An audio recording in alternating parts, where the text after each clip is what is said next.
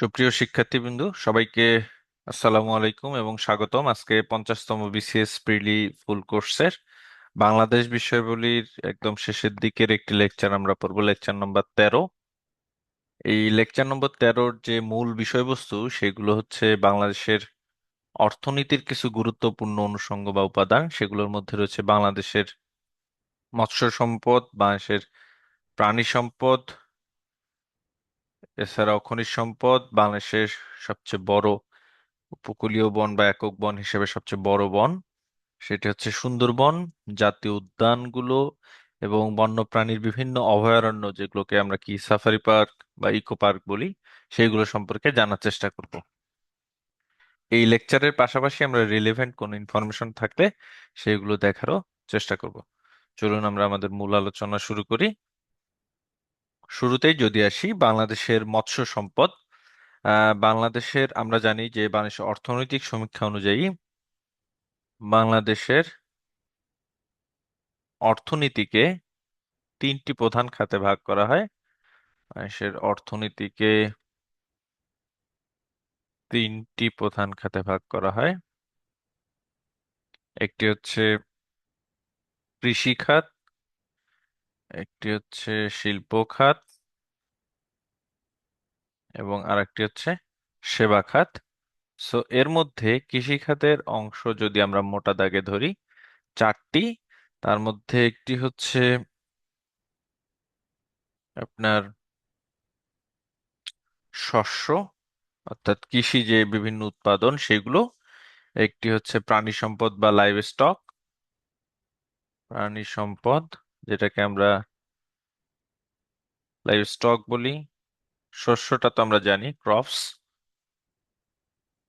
যেখানে আসলে ধান, গম, পাট, ডাল, বীজ এইগুলো নিয়ে আর কি। প্রাণী সম্পদ তো আমরা জানি যে গবাদি পশু, হাঁস, মুরগি এগুলো নিয়ে কাজ করে। এরপর আরেকটি রয়েছে মৎস্য বা ফিশারিজ এবং চতুর্থ চতুর্থটি হচ্ছে ফরেস্ট্রি বা বনজ সম্পদ, বন বা ফরেস্ট্রি। সো এই চারটি প্রধান প্রধান খাত নিয়ে হচ্ছে আমাদের কৃষি খাত আহ, গঠিত। এখন এই চারটি খাতের অন্যতম উপাদান হচ্ছে মৎস্য বা ফিশারিজ, এই বাংলাদেশের মৎস্য সম্পদ, এটা নিয়ে আমরা জানার চেষ্টা করব। তো মৎস্য সম্পদ নিয়ে যদি জানার চেষ্টা করি তাহলে শুরুতেই দেখতে হবে যে 2024-25 অর্থবছর না লিখে আমি এফওয়াই লিখবো। এফওয়াই হচ্ছে ফিসক্যাল ইয়ার 2024-25 ফিসক্যাল ইয়ারে, অর্থ বছরে জিডিপিতে, অর্থাৎ আমাদের যে টোটাল জিডিপি সেখানে মৎস্য খাতের অবদান, মৎস্য খাত হচ্ছে 2.53%।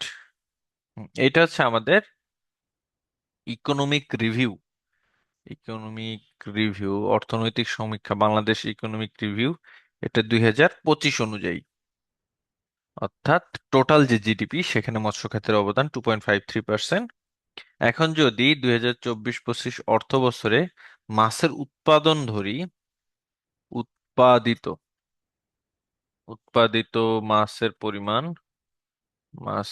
পরিমাণ প্রায় 52.55 লক্ষ মেট্রিক টন, লক্ষ মেট্রিক টন। তো এই এই ইনফরমেশন গুলো আসলেই আমাদের মনে রাখতে হবে, কারণ হচ্ছে বিশেষ পরীক্ষায় এখান থেকে হরহামেশাই কোশ্চেন আসতে দেখা যায়। এরপর যদি দেখি যে মৎস্য খাতে নিয়োজিত জনগোষ্ঠী কত, আসলে টোটাল নিয়োজিত জনগোষ্ঠী হচ্ছে টোটাল জনগণের 12%। সো এই সংখ্যাটা অনেক বেশি। এরপর বিভিন্ন ইন্ডেক্স রয়েছে, যেমন অভ্যন্তরীণ মুক্ত জলাশয় মাছ উৎপাদন বৃদ্ধির হারে বাংলাদেশ দ্বিতীয়। আমরা আমরা এখান থেকে যেটা জানবো যে বদ্ধ জলাশয় চাষকৃত মাছ উৎপাদনে পৃথিবীতে বাংলাদেশ হচ্ছে পঞ্চম। বদ্ধ জলাশয় তো জানি আমরা যে পুকুর, তারপর খাল বিল যেগুলো আসলে বদ্ধ থাকে, সেই জলাশয়গুলোকে বলা হচ্ছে বদ্ধ জলাশয়। তো বদ্ধ জলাশয়ে মাছ উৎপাদনে বাংলাদেশ হচ্ছে পৃথিবীতে পঞ্চম। এরপর যদি বলি মুক্ত জলাশয়ে মাছ উৎপাদন বৃদ্ধির হারে, অর্থাৎ মুক্ত জলাশয়ে মাছ উৎপাদনে বৃদ্ধির হারে অর্থাৎ প্রতি বছর কি পরিমাণ মুক্ত জলাশয়ে মাছ উৎপাদন বৃদ্ধি পায় সেই হারে বাংলাদেশ হচ্ছে দ্বিতীয়। তারপর দেশের একমাত্র প্রাকৃতিক মৎস্য প্রজনন কেন্দ্র, সেটা কোথায়? হালদা। দেশের একমাত্র প্রাকৃতিক মৎস্য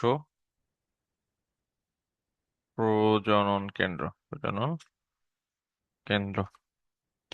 এরপর যদি আমরা আরেকটা আমাদের মৎস্য খাতে আরেকটা গুরুত্বপূর্ণ উপাদান রয়েছে, সেটাকে বলা হচ্ছে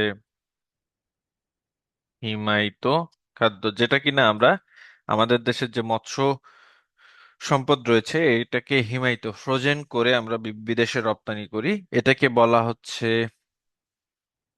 ট্রাস্ট সেক্টর আমাদের অর্থনীতির। ট্রাস্ট সেক্টর এই অর্থেই বলা হয় যে ক্রমাগত এই খাতে কি হচ্ছে আমাদের, ট্রাস্ট সেক্টর এই জন্য বলা হয় যে ক্রমাগত এই খাতটি প্রবৃদ্ধি সম্পন্ন, অর্থাৎ প্রতি বছরে এই খাতে আমাদের ফরেন রিজার্ভ বা আমাদের বৈদেশিক মুদ্রা আর্নিংটা বেশি হচ্ছে, ক্রমাগত বাড়ছে। সো এটা ছিল একটা বিষয়। তারপর সামুদ্রিক মাছ শিকারের জন্য বিখ্যাত হচ্ছে সন্দ্বীপ, এটা তো আমরা জানবো।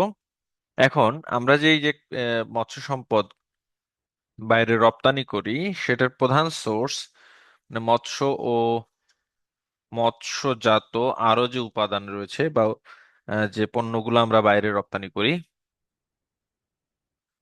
পণ্য সরি পণ্য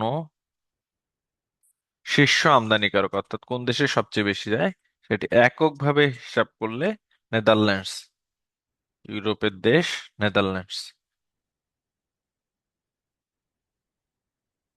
এরপর যদি আরো তিনটা আমি আপনাদের সমীক্ষা দেই যে নদীর মাছ উৎপাদনে শীর্ষ জেলা কোনটি, পুকুরের মাছ উৎপাদনে শীর্ষ জেলা, এগুলো যদি একটু দেখি। সো আমি দেখব নদীর মাছ উৎপাদনে শীর্ষ জেলা। আমরা জানি যে ময়মনসিংহ জেলায় পুকুর বেশি, তো এটা হচ্ছে পুকুরে, বাট নদী হিসেবে যদি দেখি সেটি হচ্ছে ভোলা। ভোলা সাধারণত আহ বঙ্গোপসাগরের উপকূলবর্তী একটি জেলা এবং মোহনায় প্রচুর পরিমাণ মাছ এখানে কি হয়, উৎপাদন হয়। আর যদি পুকুরের মাছ উৎপাদনের শীর্ষ জেলা ধরি সেটা হচ্ছে ময়মনসিংহ। আমরা জানি যে ময়মনসিংহ জেলা হিসেবে যেমন বড়, আবার ময়মনসিংহে প্রচুর পরিমাণ পুকুর রয়েছে যেখান থেকে সবচেয়ে বেশি মাছ উৎপাদন করা হয়। এরপর যদি বলি চিংড়ি উৎপাদনে, চিংড়ি উৎপাদনের শীর্ষ জেলা হচ্ছে সাতক্ষীরা। সো এই এই ইনফরমেশন গুলো একটু মনে রাখতে হবে।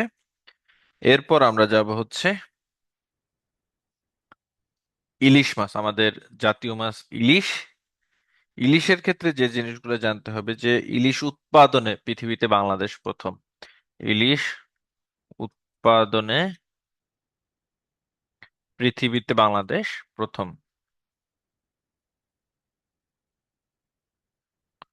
এটা একটু মাথায় রাখতে হবে। কারণ পৃথিবীতে ইলিশ উৎপাদনই হয় লিমিটেড কয়েকটা দেশে, বাংলাদেশ, মিয়ানমার, ভারত, এই দেশগুলোতে, বাট সবচেয়ে সুস্বাদু ইলিশ এবং সবচেয়ে বেশি পরিমাণ ইলিশ উৎপাদন হচ্ছে বাংলাদেশে। আর জাটকা বলা হয় কোনগুলোকে? জাটকা হচ্ছে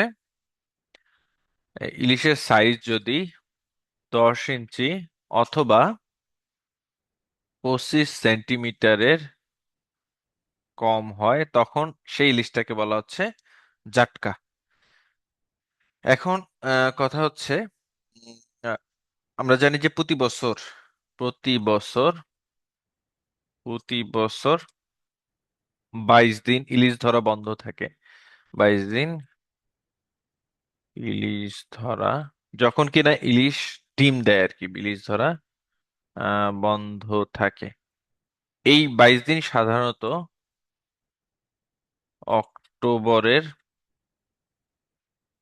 প্রথম সপ্তাহ থেকে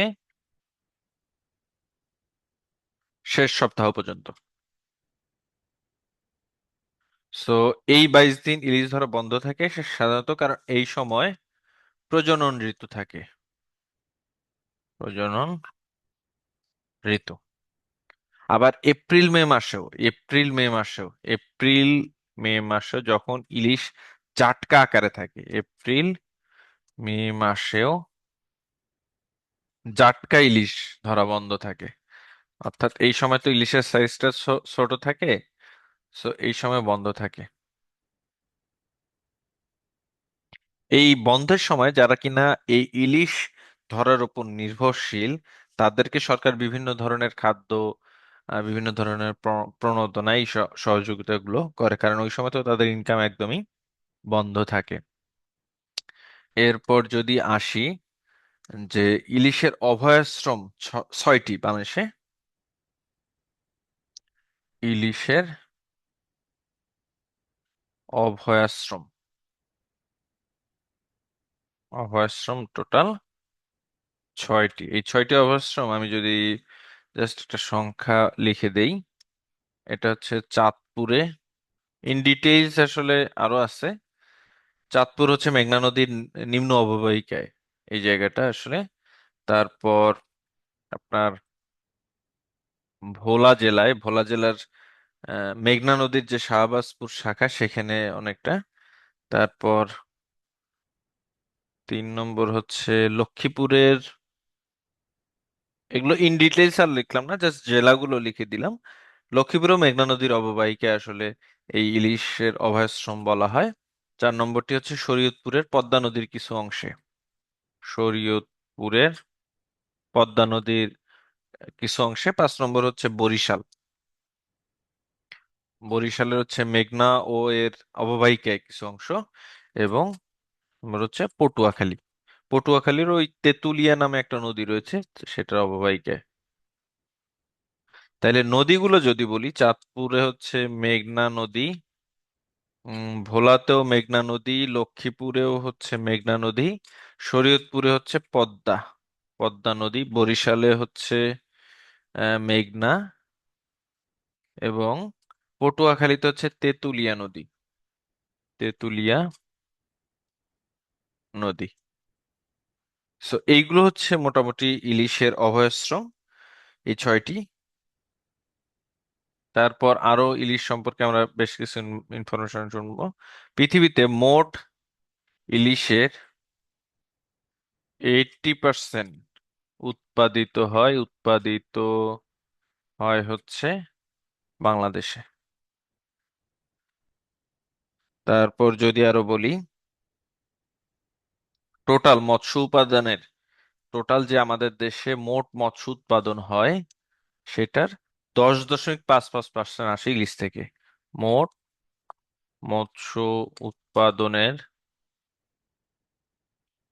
10.55% আসে ইলিশ থেকে। আচ্ছা, এই লেখায় বাংলা ইংরেজি একটু মিক্সড হয়ে যাচ্ছে, এটা একটু ক্ষমা সুন্দর দৃষ্টিতে দেখবেন। ইলিশ থেকে। আর ইলিশের বাংলাদেশের জিডিপিতে যদি অবস্থান ধরি, তাহলে জিডিপিতে ইলিশের অবদান হচ্ছে 1%। ইলিশের, এটাও কিন্তু কম না, 1%। সো এরপর আরেকটা ইনফরমেশন হচ্ছে, চাঁদপুর জেলাকে বলা হচ্ছে ইলিশের বাড়ি, কারণ সবচেয়ে বেশি সুস্বাদু ইলিশ ধরা পড়ে চাঁদপুরে, ইলিশের বাড়ি। এবং আরেকটা ইনফরমেশন হচ্ছে, ইলিশ মাছের জিনোম আবিষ্কার করেন সে একজন মৎস্যবিদ, ওনার নাম হচ্ছে মোহাম্মদ শামসুল আলম। ইলিশ মাছের জিনোম আবিষ্কারক মোহাম্মদ শামসুল আলম। তো এই ছিল মোটামুটি ইলিশ নিয়ে। তো বললাম তো প্রজনন কোন সময়, ওইটা তো বললাম। এরপর আমরা আসবো হচ্ছে আর একটা বড় খাত বাংলাদেশের মৎস্য সম্পদের, সেটি হচ্ছে চিংড়ি। চিংড়িকে কি বলা হয়? চিংড়িকে বলা হয় হচ্ছে বাংলাদেশের চিংড়ি সম্পদকে বলা হয় হোয়াইট গোল্ড। বাংলাদেশের চিংড়ি সম্পদ, চিংড়ি সম্পদকে বলা হয় হচ্ছে হোয়াইট গোল্ড।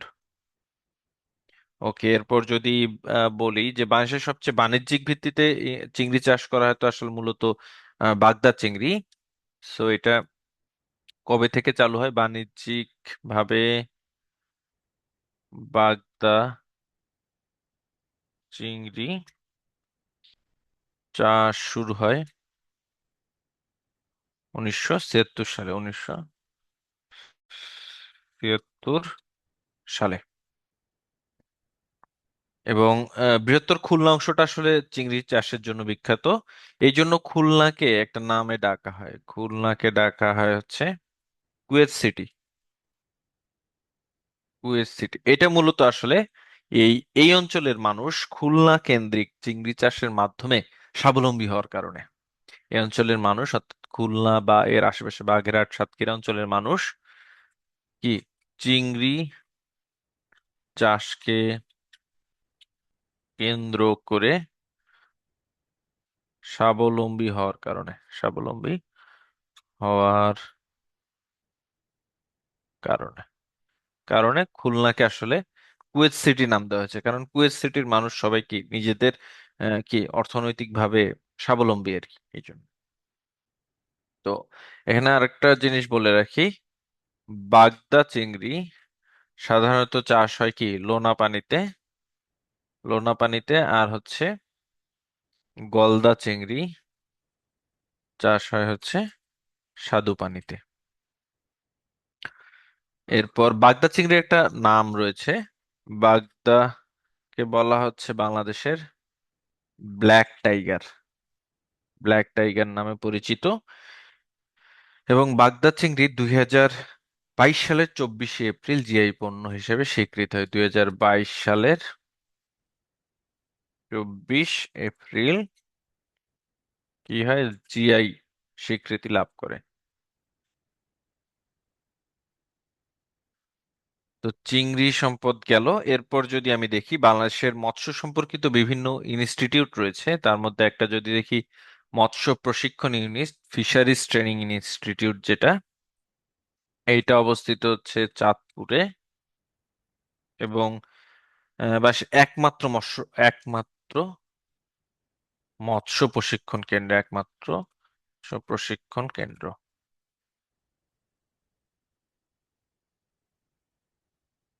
এরপর যদি দেখি বাংলাদেশ ফিশারিজ রিসার্চ ইনস্টিটিউট, এটা হচ্ছে BFRI। এটা 1984-এ ময়মনসিংহে প্রতিষ্ঠিত হয়, ময়মনসিংহে প্রতিষ্ঠিত হয়।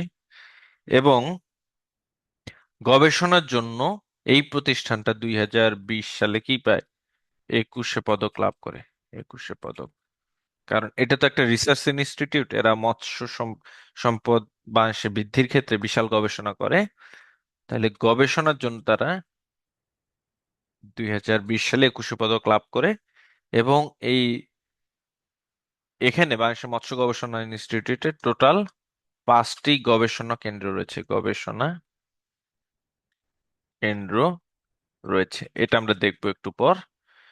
এরপর যদি দেখি বাংলাদেশের মৎস্য উন্নয়ন কর্পোরেশন, BFDC, এটা 1964-এ ঢাকায় প্রতিষ্ঠিত হয়। এবং এটার হেডকোয়ার্টার্স বা প্রধান কার্যালয় হচ্ছে মতিঝিলে, মতিঝিলে। এরা মূলত কাজ করে হচ্ছে কাপ্তাই হ্রদে মিঠা পানির মাছ উৎপাদনে, এরা কাজ করে হচ্ছে কাপ্তাই হ্রদে মিঠা পানির মাছ উৎপাদনে। এছাড়াও বঙ্গোপসাগরে 4টা বাণিজ্যিক মৎস্য আহরণ ক্ষেত্র আবিষ্কার করেছে এরা।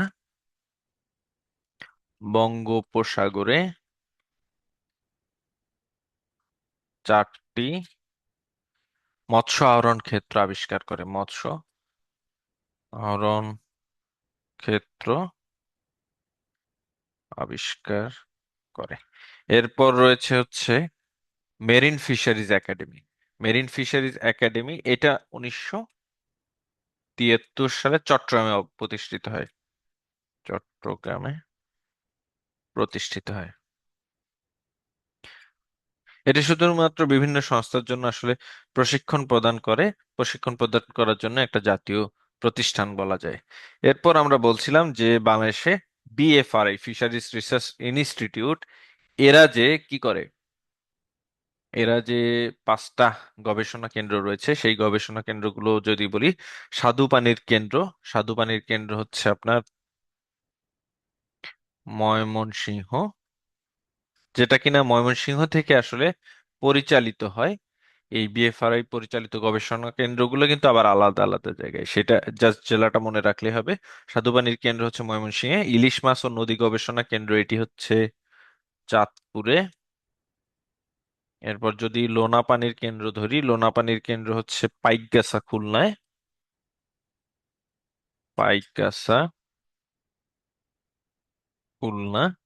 এরপর সামুদ্রিক মৎস্য ও প্রযুক্তি কেন্দ্র এটি হচ্ছে কক্সবাজারে, কক্সবাজার জেলায়। এবং চিংড়ি গবেষণা কেন্দ্র এটি বাগেরহাটে। তো এই ছিল। এরপর আসবো যে আমাদের কৃষি সেক্টর অন্যতম আর একটা অনুষঙ্গ, সেটা হচ্ছে প্রাণী সম্পদ বা কি বলি আমরা, লাইভ স্টকস।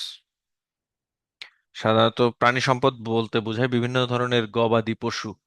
হ্যাঁ, গরু, ছাগল, মহিষ, এছাড়াও হাঁস, মুরগি, এগুলোকে আমরা প্রাণী সম্পদ আহ হিসেবে গণ্য করি। দেখেন এই লোগোর মধ্যেই তো রয়েছে কি, গরু, হাঁস, মুরগি, এগুলো। সো বাংলাদেশের প্রাণী সম্পদের যদি করি, অর্থনৈতিক সমীক্ষা, বাংলাদেশ ইকোনমিক রিভিউ 2025 অনুসারে, 2024-25 ফিসক্যাল ইয়ারে যদি জিডিপিতে প্রাণী সম্পদের অবদান ধরি, তাহলে ফিসক্যাল অনুযায়ী জিডিপিতে প্রাণী সম্পদের অবদান, সেটা হচ্ছে 1 পয়েন্ট, স্যার একটু ভালো করে লিখি, 1.81%। কিন্তু প্রবৃদ্ধির হার, অর্থাৎ প্রতি বছর কি পরিমাণ এই প্রাণী সম্পদের অবদানটা জিডিপিতে বাড়ছে, সেটির হার হচ্ছে 3.19%। এরপর সবচেয়ে বেশি আমরা মৎস্য এবং পশু পণ্য বেশি রপ্তানি করি। সবচেয়ে বেশি পশু পণ্যই যদি বলি, পশু পণ্য রপ্তানি করি, রপ্তানি করি ইউএস তে, যুক্তরাষ্ট্রের বাজারে। এরপর মোট, আমরা জানি কৃষিখাতে যে 4টা বড় খাত দেখলাম, সেখানে আসলে প্রাণী সম্পদের অবদান কতটুকু, অর্থাৎ বাংলাদেশের অর্থনীতির কৃষি খাতে প্রাণী সম্পদের অবদান 16.58%। এরপর গবাদি পশু উৎপাদনে বাংলাদেশের অবস্থান বিশ্বে কততম, এটা জানা জরুরি। গবাদি পশু উৎপাদনে বাংলাদেশের অবস্থান হচ্ছে 12তম। এরপর ছাগলের সংখ্যা এবং মাংস উৎপাদনে বিশ্বে বাংলাদেশ হচ্ছে, ছাগলের সংখ্যা অর্থাৎ পৃথিবীতে মানে বিভিন্ন দেশ ভিত্তিক যে ছাগলের সংখ্যা, সেটার সংখ্যায়ও বাংলাদেশ চতুর্থ, এবং মাংস উৎপাদনেও চতুর্থ। এবং মাংস উৎপাদনে বাংলাদেশ হচ্ছে চতুর্থ। আচ্ছা, এটা বাংলা ইংরেজি মিক্সড হয়ে গেল আসলে। আর ছাগলের দুধ উৎপাদনে বিশ্বে বাংলাদেশ দ্বিতীয়। ছাগলের দুধ উৎপাদনে বাংলাদেশ হচ্ছে দ্বিতীয়। সেই সমীক্ষাগুলো একটু মনে রাখতে হবে, এর কঠিন কিছুই না। এরপর যদি দেখি যে বিশ্ববাজারে বাংলাদেশের ব্ল্যাক বেঙ্গল ছাগলের চামড়া, সেটাকে আসলে ব্ল্যাক বেঙ্গল ছাগল বলতে একটা ছাগল আছে কুষ্টিয়ার দিকে, ব্ল্যাক বেঙ্গল ছাগলের চামড়া বিশ্ববাজারে কুষ্টিয়া গ্রেড নামে পরিচিত। কুষ্টিয়া গ্রেড নামে পরিচিত বিশ্ববাজারে। এরপর যমুনাপারি নামে একটা ছাগল রয়েছে, যমুনাপারি। এই ছাগলটা মূলত রাম ছাগল আসলে। রাম অর্থ হচ্ছে বড়। আমরা যে উপসর্গ পড়েছি, উপসর্গে রাম বলতে বোঝায় আসলে বড়, পাতি বলতে বোঝায় ছোট। রাম মানে কি? রাম মানে হচ্ছে বড়। যেমন রাম ছাগল, রাম বোকা। আর পাতি বলতে কি বোঝায়? ছোট। যেমন কি পাতি নেতা, পাতি হাঁস, তাই না? এগুলো। এরপর দেখেন, এই যে গবাদি পশু চালানোর জন্য বিভিন্ন জেলায় বাথান রয়েছে, অর্থাৎ দীর্ঘ সবুজ তৃণভূমি সম্পন্ন জায়গা রয়েছে, যেখানে কিনা এই গবাদি পশুগুলোকে গোচারণ ভূমি হিসেবে ব্যবহার করা হয়। তো এরকম বৃহত্তর গোচারণ ভূমি বা বাথান রয়েছে হচ্ছে পাবনা ও সিরাজগঞ্জ জেলায়।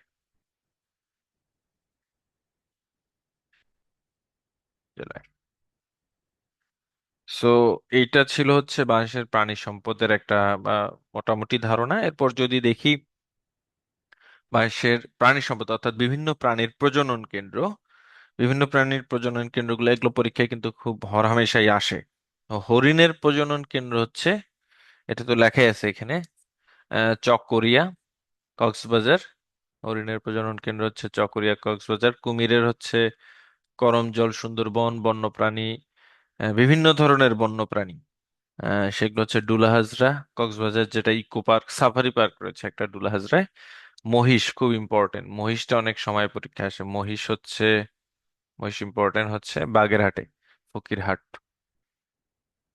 এরপর হচ্ছে গরুর হচ্ছে সাভারে, ঢাকার সাভারে।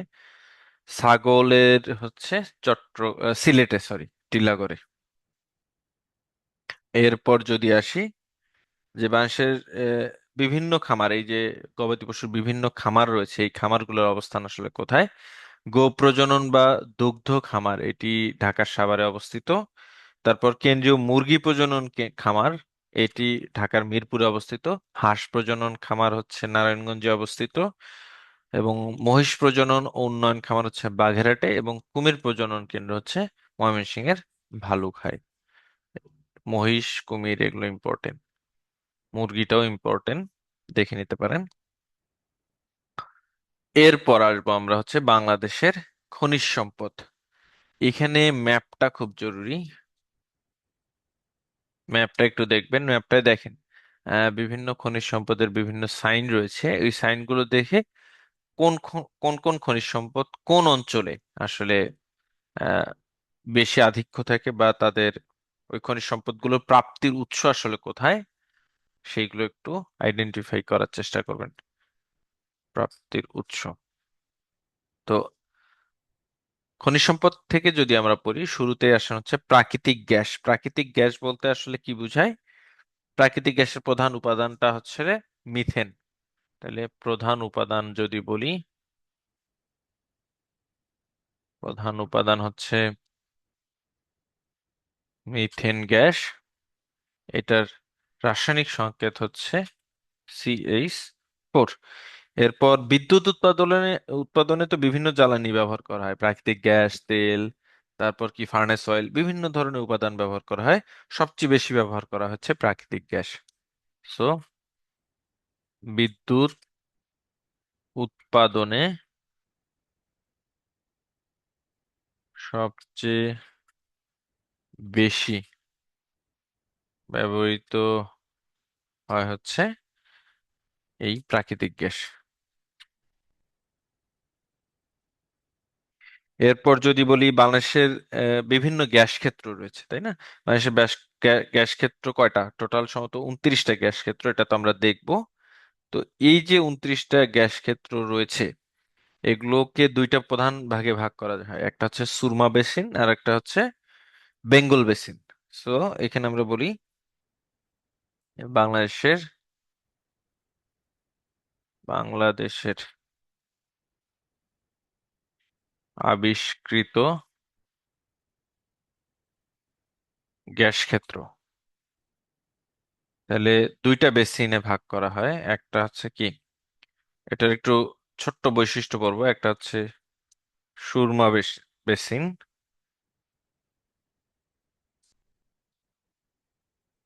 আর একটা হচ্ছে বেঙ্গল বেসিন। তাহলে সুরমা বেসিনের মানে অবস্থানটা আসলে কোথায়? অবস্থান যদি আমি বলি, সেটা হচ্ছে উত্তর পূর্বাঞ্চলে, বাংলাদেশের উত্তর পূর্বাঞ্চল। তারপর কি, সিলেট, কুমিল্লা এবং ব্রাহ্মণবাড়িয়া, এই অঞ্চলটাতে। বিবাড়িয়া লিখলাম সংক্ষেপে। তো এই অঞ্চলটাতেই আসলে মূলত সবচেয়ে বেশি গ্যাস ক্ষেত্রগুলো অবস্থিত। এখানে যদি বলি, এখানকার যে কাঠামো, ভূতাত্ত্বিক বৈশিষ্ট্যটাকে বলা হচ্ছে জিওলজির ভাষায় এন্টিক্লেইন স্ট্রাকচার। এটাকে বলা হচ্ছে এন্টিক্লেইন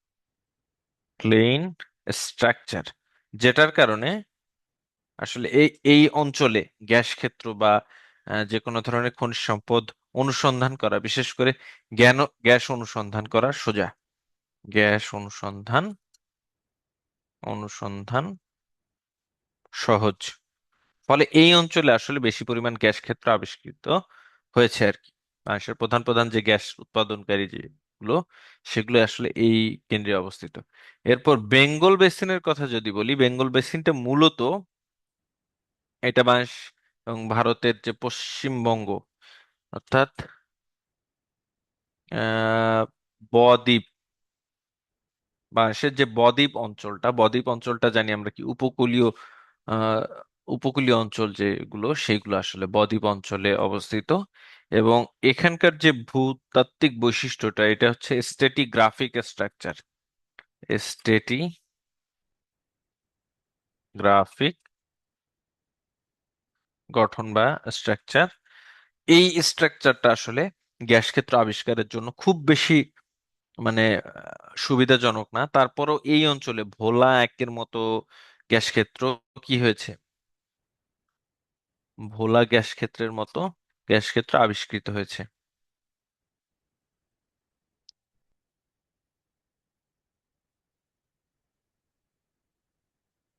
সো এই অঞ্চলটাতে খুব বেশি গ্যাস অনুসন্ধান করা হয় নাই, তারপরও এই অঞ্চলে এই যে ভোলার মতো গ্যাস ক্ষেত্র আবিষ্কৃত হয়েছে। এরপর যদি আমরা দেখি যে টোটাল মোট গ্যাস ক্ষেত্র, বাংলাদেশে মোট গ্যাস ক্ষেত্র হচ্ছে 29টি। এবং সর্বশেষ হচ্ছে 29তম হচ্ছে ভোলার ইলিশা গ্যাস ক্ষেত্র। ভোলার ইলিশা গ্যাস ক্ষেত্র। তো এইটুকু মনে রাখলেই হবে, যেটা কিনা 2023 সালে আবিষ্কৃত হয়। এরপর তেল গ্যাস সম্পদ অনুসন্ধানের জন্য মোট ব্লক রয়েছে বাংলাদেশে।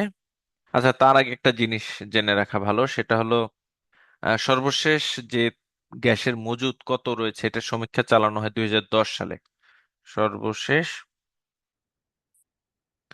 সমীক্ষা কি নিয়ে? গ্যাসের মজুদ নিয়ে চালানো হয় 2010 সালে।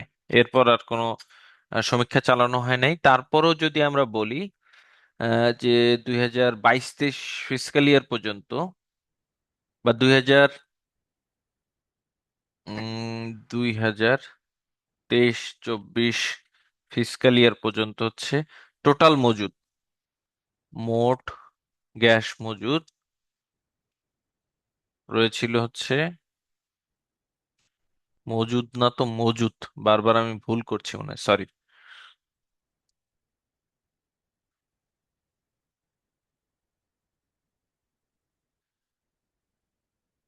মজুদ আসলে কেমনে বললাম, মজুদ, মোট মজুদ হচ্ছে 30 TCF এর মতো, ট্রিলিয়ন কিউবিক ফিট বা লাখ কোটি ঘন ফুট বলা হয়। TCF, trillion cubic feet. এর মধ্যে ব্যবহার করা হয়েছে বা উৎপাদন করা হয়েছে, ব্যবহার বা উৎপাদন করা হয়েছে হচ্ছে আপনার প্রায় 22 TCF। সো মোট, এখন মোট মজুত রয়েছে, মোট মজুত রয়েছে হচ্ছে 8 TCF। সো এটা একটা সমীক্ষা। এবং 2024 সালের 1লা জুলাই হিসাব অনুযায়ী যে তিতাস গ্যাস ক্ষেত্র রয়েছে, 2024 সালের 1 জুলাই অনুযায়ী, 1 জুলাইয়ের সর্বশেষ তথ্য মতে বাংলাদেশের অন্যতম সবচেয়ে বড় গ্যাস ক্ষেত্র, তিতাস গ্যাস ক্ষেত্র, এখানে এখন মজুত রয়েছে 2 TCF ঘনফুট গ্যাস বা 2 TCF গ্যাস। এই ইনফরমেশন গুলো একটু জানা রাখলে ভালো আর কি। এরপর যদি আমি বলি যে বাংলাদেশের তেল গ্যাস অনুসন্ধানের জন্য, ওকে, আরেকটা পেজ নেই। বাংলাদেশে তেল গ্যাস অনুসন্ধানের জন্য মোট ব্লক কতটি? মোট ব্লক রয়েছে আপনার 48টি। 48টি। তো এর মধ্যে, এই ব্লকগুলোর মধ্যে স্থলভাগে রয়েছে 22টি। স্থলভাগে রয়েছে 22টি এবং জলভাগ বা সমুদ্রে, জলভাগ বা সমুদ্রে রয়েছে 26টি। তো এরপর বাংলাদেশের রাষ্ট্রীয় তেল গ্যাস উত্তোলনকারী প্রতিষ্ঠান হচ্ছে রাষ্ট্রীয় তেল গ্যাস উত্তোলনকারী প্রতিষ্ঠানের নাম হচ্ছে বাপেক্স। বাপেক্স এর পূর্ণরূপ হচ্ছে, যেটা কিনা 1989 সালে প্রতিষ্ঠিত, 1989-এ প্রতিষ্ঠিত। এর পূর্ণরূপ হচ্ছে Bangladesh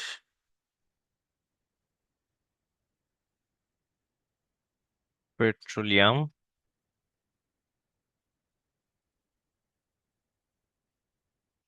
exploration,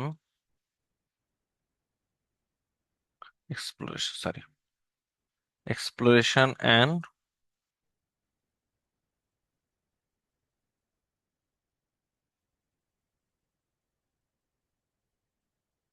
production company limited. Okay, এইটা হচ্ছে বাংলাদেশের খনিজ সম্পদ নিয়ে একটা মোটামুটি ধারণা। এরপর যদি আরো দেখি, বাংলাদেশের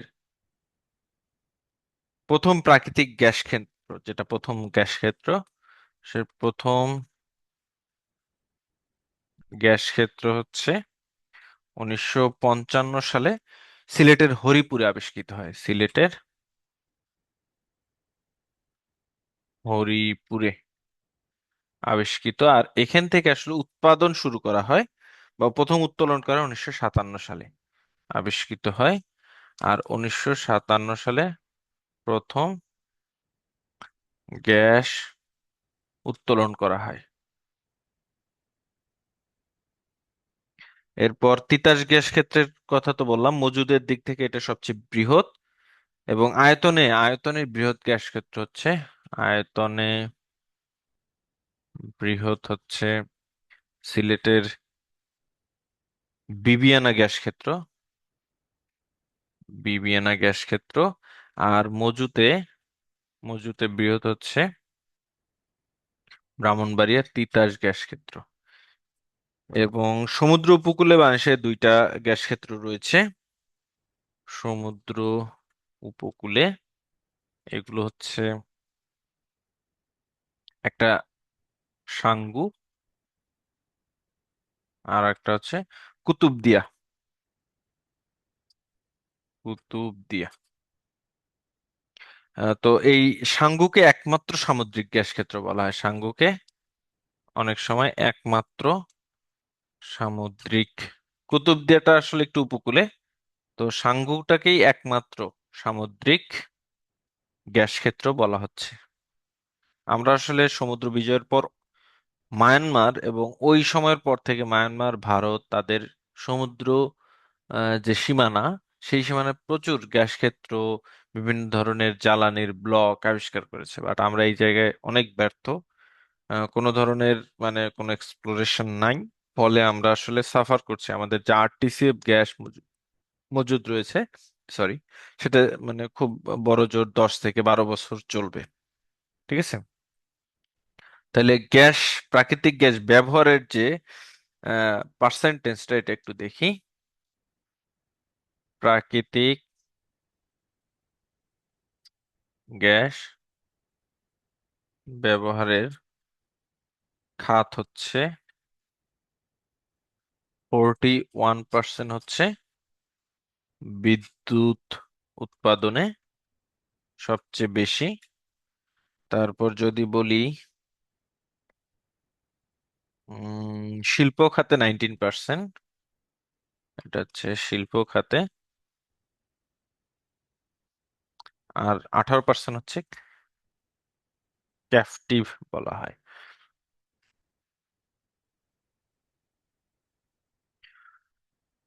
ওকে, এরপরে যদি আসি, বাংলাদেশের অন্যতম আরেকটি বড় কি খনিজ সম্পদ হচ্ছে কয়লা। তো এ পর্যন্ত বাংলাদেশে 5টি কয়লা ক্ষেত্র আবিষ্কৃত হয়েছে। কয়লা ক্ষেত্র আবিষ্কৃত হয়। তো বাংলাদেশের প্রথম এবং উন্নত মানের কয়লা ক্ষেত্র আবিষ্কৃত হয়, যেটা হচ্ছে প্রথম হচ্ছে 1962 সালে, যেটা কিনা জয়পুরহাটের জামালগঞ্জে। জামালগঞ্জ, জয়পুরহাটে, এখানে প্রথম উন্নত মানের কয়লা ক্ষেত্র আবিষ্কৃত হয়। এরপর আয়তনে সবচেয়ে বড় কয়লা ক্ষেত্র, আয়তনে সবচেয়ে বড় কয়লা ক্ষেত্র হচ্ছে দিনাজপুরের বড়পুকুরিয়া কয়লা খনি। বড়পুকুরিয়া, বড়পুকুরিয়া, এটি হচ্ছে দিনাজপুরে অবস্থিত। এবং একমাত্র কয়লা শোধনাগার, এটাও বিরামপুর হার্ড কোল লিমিটেড। এটাও কি বলে, বিরামপুর উপজেলা, দিনাজপুরে। এরপর দেখেন কয়লার কি বিভিন্ন শ্রেণী বিভাগ রয়েছে। কয়লার শ্রেণী বিভাগটা যদি একটু বলি, কয়লা মূলত 4 ধরনের। 4 ধরনের।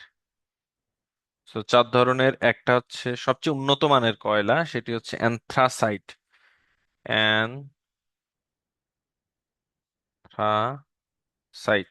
এটা হচ্ছে সবচেয়ে উন্নত মানের কয়লা। এখানে সাধারণত 86% থেকে 98% পর্যন্ত কার্বন থাকে। এটা সবচেয়ে উন্নত মানের। এটা হচ্ছে শক্ত এবং ভঙ্গুর হয়, শক্ত হয়, শক্ত ভঙ্গুর হয়। এরপর এর চেয়ে আর একটু নিচু মানের, সেটা হচ্ছে বিটুমিনাস। বিটুমিনাস, বিটুমিনাস কয়লা। এখানে কার্বনের পরিমাণ থাকে হচ্ছে আপনার 69% থেকে 86%। এরপর 3 নম্বরটা হচ্ছে সাববিটুমিনাস। সাববিটুমিনাস, এখানে কার্বনের পরিমাণ কম থাকে। হ্যাঁ, এবং সাববিটুমিনাস আসলে কোনো ক্লাসিফিকেশন না, এটা আমি সরি একটু ভুল বললাম। এরপর থাকে হচ্ছে লিগনাইট। লিগনাইট, লিগনাইট যে কয়লাটা, এটা বাদামি কয়লা নামেও পরিচিত, এটার আরেকটা নাম হচ্ছে বাদামি কয়লা। এবং এখানে কার্বনের পরিমাণ থাকে হচ্ছে 25% থেকে 35%। এবং এইটা সাধারণত বিদ্যুৎ কেন্দ্রে বেশি ব্যবহার হয়, বিদ্যুৎ কেন্দ্রের জ্বালানি হিসেবে বেশি ব্যবহার করা হয়। ওকে, এরপর সবচেয়ে নিম্নমানের কয়লা যেটা, সেটাকে বলা হচ্ছে পিট কয়লা। পিট কয়লা এটা সবচেয়ে নিম্নমানের। এটা আসলে পুরোপুরি কয়লাও না, এটা কয়লার প্রাথমিক ধাপ, কয়লা গঠনের প্রাথমিক ধাপ। অর্থাৎ আমরা জানি যে শত শত বছর, হাজার হাজার বছর জীবাশ্ম কি মাটির নিচে চাপা পড়ে থাকতে থাকতে এক সময় কয়লায় রূপান্তরিত হয়। সো পিট কয়লা এটাকে বলা হয়। আর বাংলাদেশে সবচেয়ে বেশি পাওয়া যায় বিটুমিনাস কয়লা। বাংলাদেশে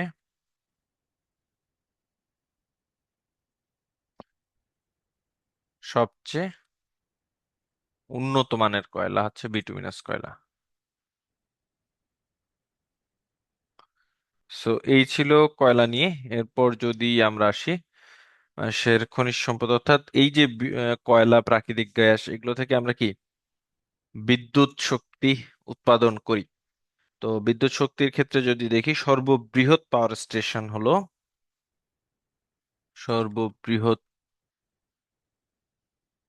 পাওয়ার স্টেশন এটা হচ্ছে আপনার পায়রা তাপবিদ্যুৎ কেন্দ্র, 1320 মেগাওয়াট শক্তি উৎপন্ন করে পায়রা তাপবিদ্যুৎ কেন্দ্র,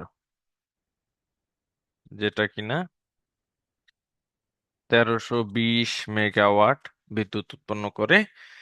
তবে এটি পাওয়ার হাব হিসেবে আশুগঞ্জ, যদি পাওয়ার হাব হিসাব করি, সেখানে হচ্ছে পাওয়ার হাব হিসেবে সবচেয়ে বৃহৎ হচ্ছে আশুগঞ্জ। আশুগঞ্জ, যেখানে আসলে 1647 মেগাওয়াট বিদ্যুৎ উৎপন্ন হয়, 1647 মেগাওয়াট বিদ্যুৎ উৎপন্ন হয়, এটা হচ্ছে পাওয়ার হাব হিসেবে। এখন দেখেন পায়রা তাপবিদ্যুৎ কেন্দ্র এটা আসলে অবস্থিত পটুয়াখালীর কলাপাড়ায়। এটা অবস্থান হচ্ছে, তাহলে পায়রা তাপবিদ্যুৎ কেন্দ্রের অবস্থান হচ্ছে পটুয়াখালীর কলাপাড়ায়। এরপর আসেন আশুগঞ্জ পাওয়ার স্টেশন কোম্পানি, এটা বৃহত্তম এটা তো বোঝা যাচ্ছে 1647 মেগাওয়াট। এরপর আমরা আসবো হচ্ছে বাংলাদেশের যে খনিজ সম্পদ। এখানে দেখেন বিদ্যুৎ কেন্দ্রের প্রকৃতি এবং বিদ্যুৎ কেন্দ্র অবস্থানগুলো একটু দেখি। যে বাংলাদেশের প্রথম পানি বিদ্যুৎ কেন্দ্র, এটা হচ্ছে কর্ণফুলী পানি বিদ্যুৎ কেন্দ্র, কাপ্তাই হ্রদে, যেটা রাঙামাটির কাপ্তাই হ্রদে। এরপর প্রথম পারমাণবিক বা একমাত্র পারমাণবিক বিদ্যুৎ কেন্দ্র হচ্ছে রূপপুর পারমাণবিক বিদ্যুৎ কেন্দ্র, পাবনার ঈশ্বরদীতে অবস্থিত। সৌর বিদ্যুৎ কেন্দ্র বা solar energy panel, solar energy centre, এটা যদি বলি, এটা নরসিংদী সৌর বিদ্যুৎ কেন্দ্র। এটার অবস্থান হচ্ছে নরসিংদীর করিমপুর এবং নজরপুরে। গ্যাস চালিত উইন্ডমিল, যেটা সরি গ্যাস চালিত, অর্থাৎ গ্যাস দিয়ে যে পাওয়ার জেনারেশন করা হয়, সেটা প্রথম হচ্ছে আহ, সিলেটের হরিপুরে কয়লা বিদ্যুৎ কেন্দ্র বা তাপ বিদ্যুৎ কেন্দ্র। কারণ তাপ বিদ্যুৎ কেন্দ্র কেন বলা হয়, কারণ কয়লা থেকে তাপ উৎপন্ন করে সেখান থেকে বিদ্যুৎ শক্তিতে রূপান্তরিত করা হয়। এটা হচ্ছে বড়পুকুরিয়া বিদ্যুৎ কেন্দ্র, যেটা কিনা দিনাজপুরের বড়পুকুরিয়া অবস্থিত।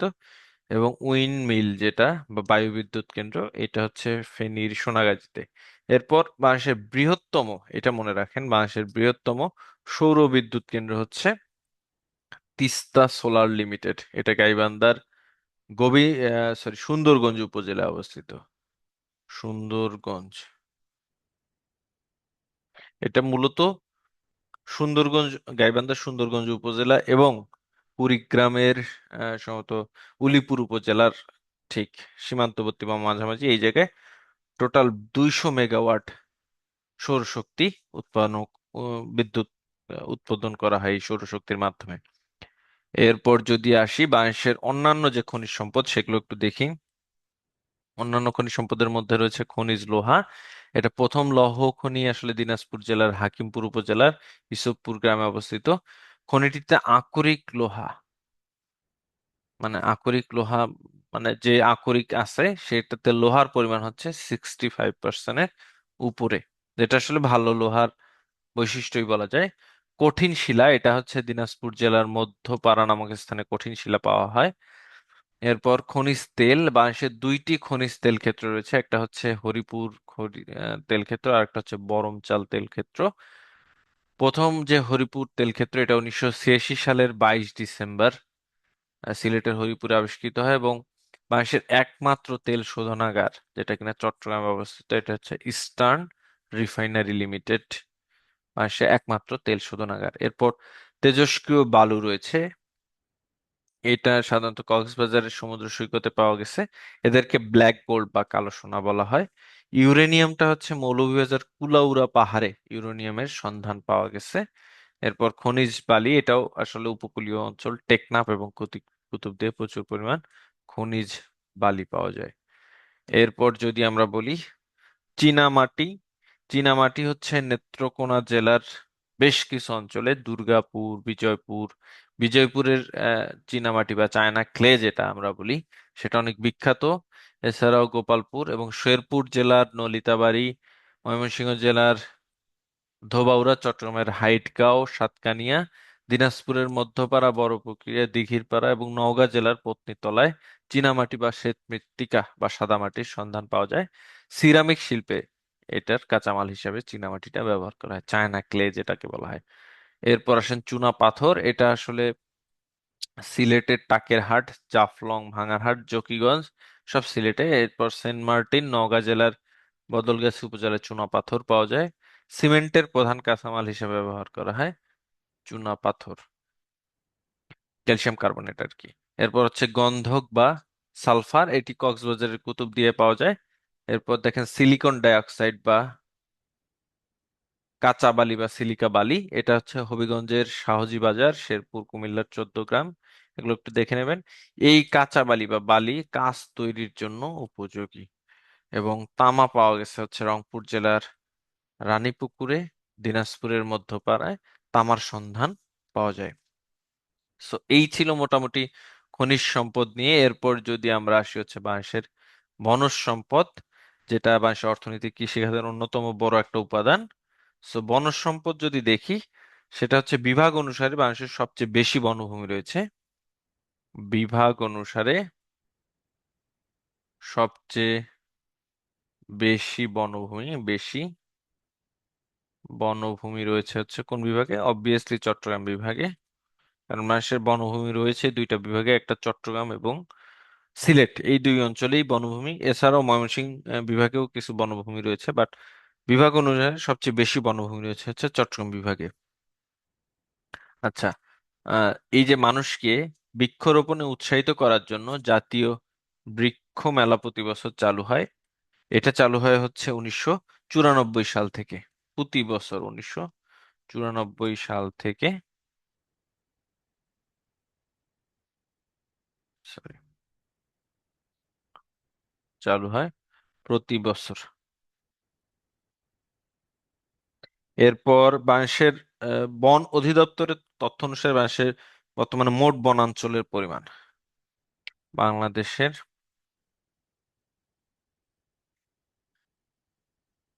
মোট বনাঞ্চল হচ্ছে, দুই তথ্য মতে আমরা পড়বো। একটা হচ্ছে বন অধিদপ্তরের তথ্য মতে, বন অধিদপ্তর এটা হচ্ছে উৎস বা তথ্য উৎস, পরিমাণ হচ্ছে, এখানে লিখি, বন অধিদপ্তরের তথ্য মতে 15.58%। এবং আরেকটা তথ্য হচ্ছে ফাও এর, ফুড অ্যান্ড এগ্রিকালচারাল অর্গানাইজেশন, ফাওয়ের গ্লোবাল ফরেস্ট রিসোর্সেস অ্যাসেসমেন্ট, এদের একটা আছে global forest resources assessment assessment report 2025 অনুযায়ী, এই রিপোর্ট অনুযায়ী বাংলাদেশে বনভূমির পরিমাণ হচ্ছে 10.53%, 10.53%। সো এরপর যদি আমরা দেখি বিশেষজ্ঞদের মতে আসলে থাকা উচিত কত, থাকা উচিত হচ্ছে আমরা সবাই জানি 25%, হচ্ছে 25% থাকা উচিত। বাট আমাদের রয়েছে কত, 15.58 বা মতান্তরে 10, 10.53, খুবই কম। তো প্রয়োজনীয় টোটাল মানে আমাদের যে বনভূমি রয়েছে, তো এরকম টোটাল 64 জেলার মধ্যে প্রয়োজনীয় বনভূমি রয়েছে মাত্র 60টি জেলায়, 60টি জেলায় খুব সহজে অনুমেয়। এগুলা আসলে দক্ষিণ পূর্বাঞ্চলের যে পার্বত্য চট্টগ্রামের যে 3টি জেলা, এরপর চট্টগ্রাম জেলা, সিলেট, এই অঞ্চলগুলো মূলত আসলে প্রয়োজনীয় বনভূমি রয়েছে। এর মধ্যে আশঙ্কাজনক বিষয় হচ্ছে 28টি জেলায় কোনো রাষ্ট্রীয় বনভূমি নেই,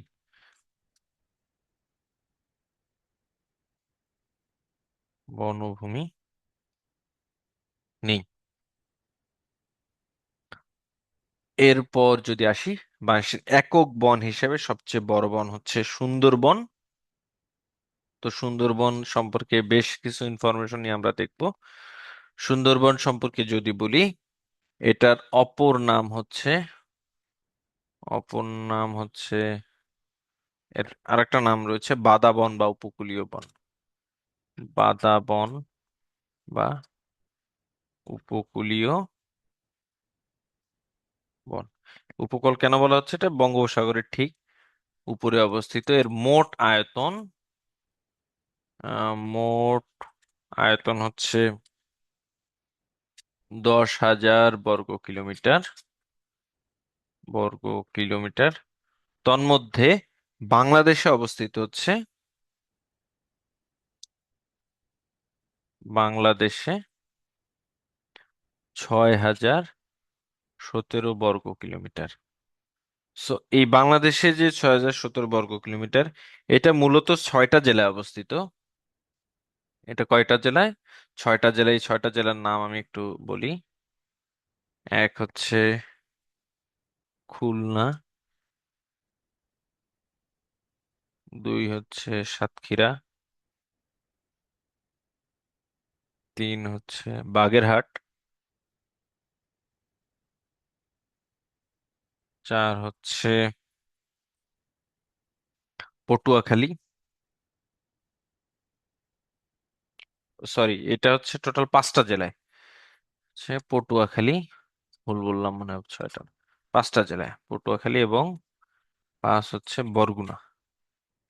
এই 5টা জেলায় মূলত এই সুন্দরবনের 6,017 বর্গ কিলোমিটার অবস্থিত। এরপর যদি বলি এখানকার প্রধান প্রধান নদীগুলো, সুন্দরবনের প্রধান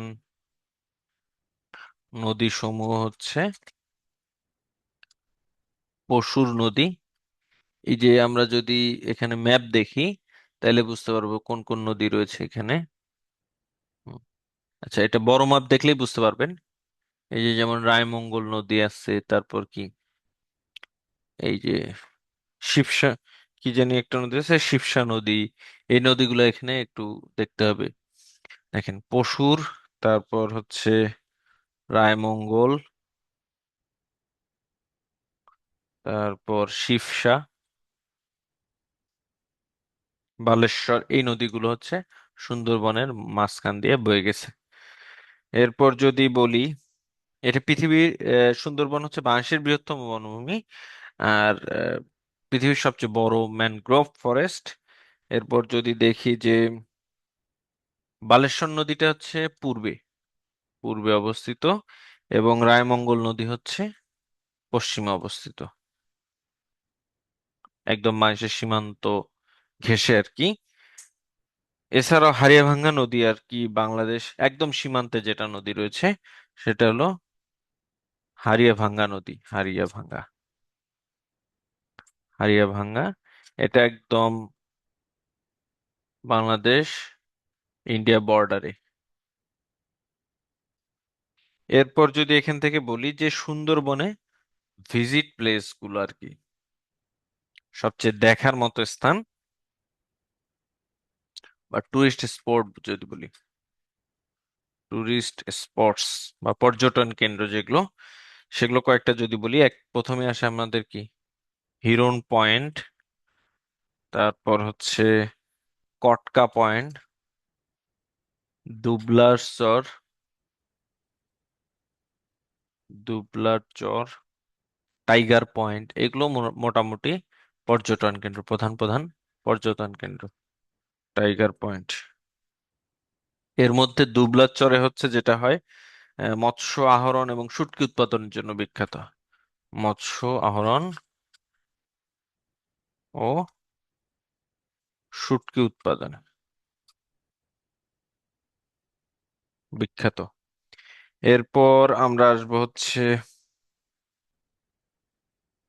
সুন্দরবনে বেশ কিছু বৃক্ষ পাওয়া যায় এবং তাদের সংক্ষিপ্ত ব্যবহার। তাহলে আমরা যদি বলি সুন্দরবনে যে পাওয়া যায় এই রকম বিখ্যাত গাছ, গাছের নাম এবং তাদের ব্যবহার। তো প্রথমেই আসে সুন্দরী গাছ। সুন্দরী গাছ, সুন্দরী গাছ কি কাজে ব্যবহার করা হয়?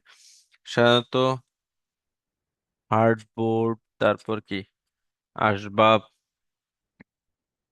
হুম, তারপর নৌকা তৈরিতে, এগুলো বিদ্যুতের খুঁটি হিসেবে।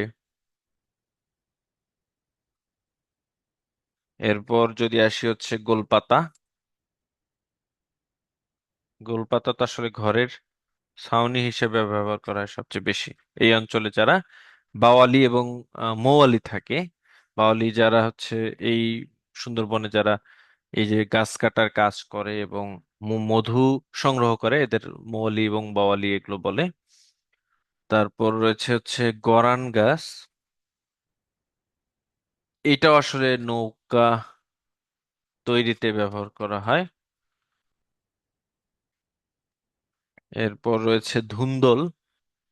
ধুন্দল গাছ বলে একটা গাছ রয়েছে, এটা সাধারণত পেন্সিল শিল্পে ব্যবহার করা হয়, পেন্সিল তৈরিতে। এরপর গেওয়া কাঠ বলে একটা কাঠ রয়েছে, এই গেওয়া গাছ। এই গেওয়া গাছটা হচ্ছে খুলনা নিউজপ্রিন্ট মিলের প্রধান কাঁচামাল। খুলনা নিউজপ্রিন্ট মিলের প্রধান কাঁচামাল। এরপর রয়েছে কেওড়া। এটা আসলে বিভিন্ন কিছু প্যাক করার যে বাক্স তৈরি করা হয় বা আসবাব এবং জ্বালানি হিসেবে এই কেওড়া কাঠটা ব্যবহার করা হয়। এটা হচ্ছে কেওড়া। কেওড়াটা হচ্ছে বাক্স তৈরির কাজে ব্যবহৃত হয়। এরপর আমরা পড়বো বাংলাদেশে বিভিন্ন জাতীয় উদ্যান রয়েছে। আচ্ছা, তার আগে সুন্দরবন সম্পর্কে ফাইনালি আরো কিছু ইনফরমেশন আমরা একটু দিয়ে রাখি সুন্দরবন সম্পর্কে। সেটা হচ্ছে সুন্দরবন দিবস বলতে একটা দিবস রয়েছে, সুন্দরবন দিবস। এটা পালিত হয় হচ্ছে 14ই ফেব্রুয়ারি।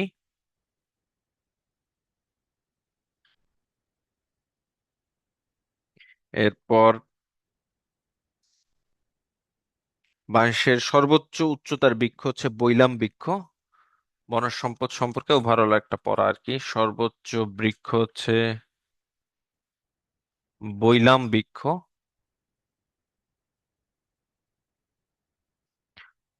বৈলাম, এটার উচ্চতা হচ্ছে আপনার প্রায় 100 মিটার। একটু বলি এটা, বৈলাম বৃক্ষ, এটার উচ্চতা প্রায় হচ্ছে 100 মিটার। এবং এটা পাওয়া যায় চট্টগ্রাম ফটিকছড়িতে। চট্টগ্রামের ফটিকছড়িতে। এরপর বাঘ গণনা পদ্ধতি। বাঘ গণনা পদ্ধতি একটা রয়েছে হচ্ছে পাগমার্ক। আগে হচ্ছে পাগমার্ক, অর্থাৎ বাঘের যে থাবা বা বাঘের যে পাগ, সেটা গণনা করে হতো। এটাকে বলা হচ্ছে পাগমার্ক পদ্ধতি। বাট বর্তমানে যে পদ্ধতিতে বাঘ গণনা করা হয় সেটা হচ্ছে ক্যামেরা ট্র্যাপ পদ্ধতিতে। 2015 সাল থেকে ক্যামেরা ট্র্যাপ পদ্ধতিতে, অর্থাৎ ক্যামেরার মাধ্যমে বিভিন্ন জায়গায় ক্যামেরা সেট করে বাঘের বিচরণ গণনা করে এই বাঘ গণনা করা হয় ক্যামেরা ট্র্যাপ পদ্ধতিতে। ওকে, এখন সর্বশেষ জরিপ অনুযায়ী 2024 সালে যে জরিপ, 2024 সালের সর্বশেষ জরিপ অনুযায়ী বাঘের সংখ্যা অনেক কম আসলে। বাঘের সংখ্যা হচ্ছে 125টি। এখন সুন্দরবনকে ইউনেস্কো ওয়ার্ল্ড হেরিটেজ হিসেবে ঘোষণা করে। তাহলে ইউনেস্কো সুন্দরবনকে ওয়ার্ল্ড হেরিটেজ হিসেবে গণ্য করে হচ্ছে, এটা কততম? 798তম। 798তম ওয়ার্ল্ড হেরিটেজ হিসেবে গণনা করে হচ্ছে 6 ডিসেম্বর 1997 সালে। এবং আমরা জানি যে রামসার সাইট, যেটা কিনা 1971 সালে ইরানের রামসার থেকে পরিচালিত হয়, এই রামসার সাইট মূলত ওয়েটল্যান্ড বা জলাভূমি সংরক্ষণে কাজ করে থাকে। তারা সুন্দরবনকে রামসাইট অঞ্চল হিসেবে অন্তর্ভুক্ত করে হচ্ছে। তাহলে রামসার কনভেনশন অনুযায়ী হচ্ছে সুন্দরবন কি রামসার সাইট, অর্থাৎ সংরক্ষিত জলাভূমি, এটা হিসেবে ঘোষণা করে। এটা কততম? 560তম। এটা 21 মে 1992 সাল। 21 মে 1992 সাল।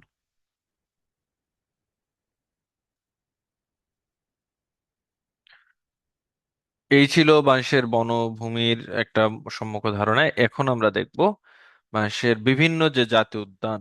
বাংলাদেশের টোটাল জাতীয় উদ্যান রয়েছে হচ্ছে 18টি।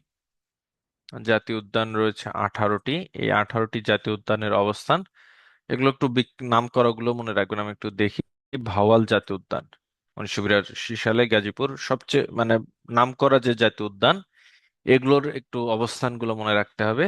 মধুপুর জাতীয় উদ্যান টাঙ্গাইল এবং ময়মনসিংহ মিলে। এরপর হিমছড়ি জাতীয় উদ্যান হচ্ছে কক্সবাজারে, লাউয়াছড়াটা হচ্ছে মৌলভীবাজার। এরপর যদি বলি নিঝুম দ্বীপ, এটা নোয়াখালীতে। কাপ্তাইটা তো জানবেনই, রাঙামাটিতে। তো সাতছড়ি জাতীয় উদ্যান, এটা হবিগঞ্জে। তারপর যদি বলি আহ কাদিগড় জাতীয় উদ্যান ময়মনসিংহে। সিংড়া জাতীয় উদ্যান, এটা দিনাজপুরে। দিনাজপুরে আর একটা জাতীয় উদ্যান রয়েছে বীরগঞ্জ। এগুলো দিনাজপুরের জাতীয় উদ্যান গুলো মূলত কি শাল গাছ, মানে শালবন ভিত্তিক আর কি জাতীয় উদ্যান।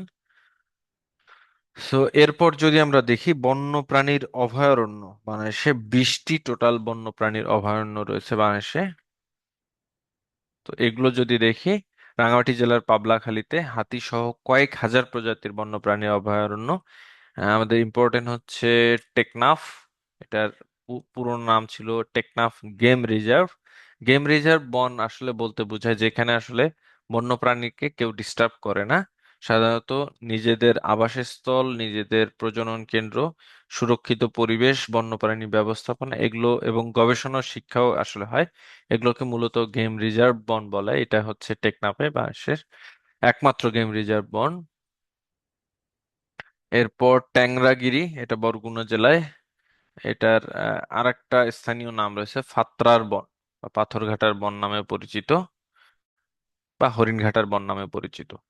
এরপর রেমা কালেঙ্গা, এটা একটু দেখবেন হবিগঞ্জ জেলার চুনারুঘাট উপজেলায়, ফাঁসিয়াখালী কক্সবাজার জেলায়, চর কুকরি মুকরি খুব ইম্পর্টেন্ট, চর কুকরি মুকরি, এটা বৃহত্তম ভোলা জেলায়। এই বনে রয়েছে 15,000-এর বেশি হরিণ রয়েছে। এরপর যদি দেখি সাফারি পার্ক, বাংলাদেশের টোটাল সাফারি পার্কের সংখ্যা কয়টি? দুইটি।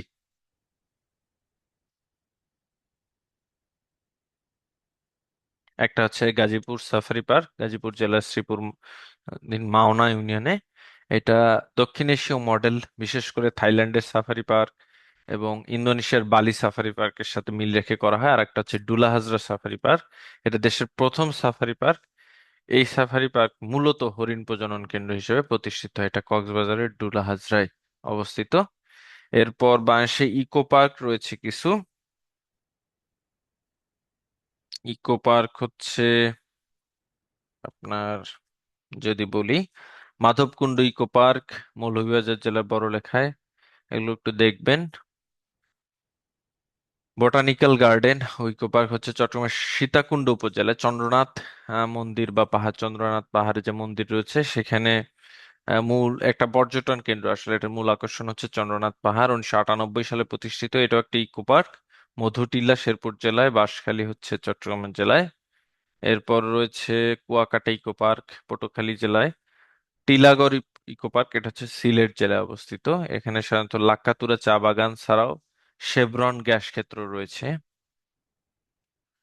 তারপর যমুনা সেতুর পশ্চিম পারে একটা ইকো পার্ক রয়েছে, এটা সিরাজগঞ্জ জেলার সয়দাবাদ এলাকায়, এটাকে যমুনা ইকো পার্ক নামেও পরিচিত। তারপর পিরোজপুর রিভার ভিউ, এগুলো একটু দেখে নিতে হবে। এরপর যদি আসি বোটানিক্যাল গার্ডেন, বোটানিক্যাল গার্ডেনের আগে আমি আরেকটা দু একটা ইনফরমেশন দেই। সেটা হচ্ছে, এখানে একটু লিখি, সাফারি পার্ক তো দুইটা বললাম, বাট আরো দুইটা ইনফরমেশন দেই। সেটা হলো সামুদ্রিক রক্ষিত এলাকা, মেরিন রিজার্ভ এরিয়া যেটা বলা হয়, এটা রয়েছে একটি বাংলাদেশে। তারপর শকুনের নিরাপদ এলাকা, শকুন যে পাখি রয়েছে, শকুনের নিরাপদ এলাকা রয়েছে হচ্ছে দুইটি।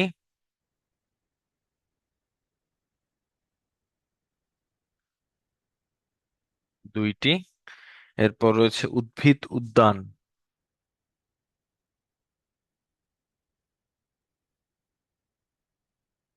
হচ্ছে দুইটি। এবং এভিয়ারি পার্ক, পাখিদের জন্য এভিয়ারি পার্ক, এভিয়ারি পার্ক রয়েছে একটি। এখন আমরা দেখব বোটানিক্যাল গার্ডেন। বোটানিক্যাল গার্ডেন সর্বশেষ টপিক আমাদের আজকের। এটা যদি আমরা দেখি, বাংলাদেশের প্রথম আন্তর্জাতিক স্বীকৃতিপ্রাপ্ত, বাংলাদেশের প্রথম আন্তর্জাতিক স্বীকৃতিপ্রাপ্ত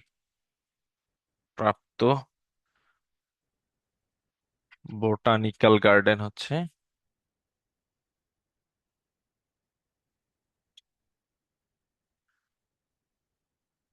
বাংলাদেশ এগ্রিকালচারাল ইউনিভার্সিটি, আমি বাউ লিখলাম, আর কৃষি বিশ্ববিদ্যালয় বোটানিক্যাল গার্ডেন,